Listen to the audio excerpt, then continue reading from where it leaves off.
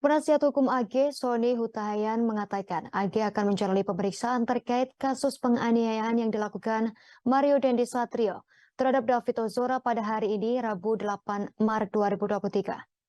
Menjelaskan pemeriksaan psikologis AG disebut semakin menurun dan membuatnya menjadi lebih diam. Momen ini menjadi pemeriksaan AG yang pertama setelah statusnya naik dari anak yang berhadapan dengan hukum menjadi anak yang berkonflik dengan hukum.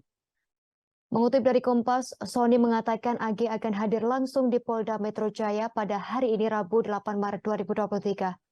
Ia menjelaskan bahwa pemeriksaan terhadap AG akan dilakukan dengan memperhatikan hak-haknya sebagai anak. Semua proses penyidikan kasus penganiayaan tersebut akan diawasi oleh Komisi Perlindungan Anak Indonesia atau KPAI.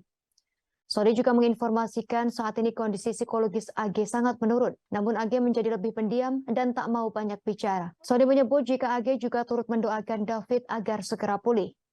Sebagai informasi, AG terseret kasus penganiayaan yang dilakukan oleh Mario Dendi terhadap David Ozora. AG disebut sebagai sosok yang menyebabkan terjadi penganiayaan tersebut. Ya, kemudian terhadap anak AG, kami harus sebut anak AG, ya, ini anak yang berkonflik dengan hukum.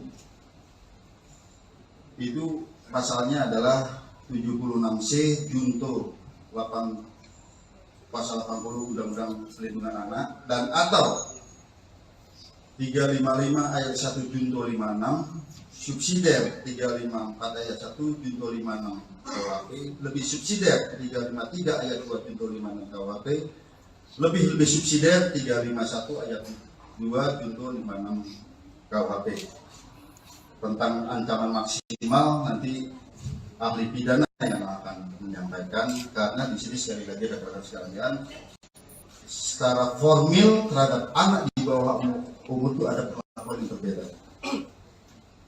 Demikian juga apabila anak sebagai korban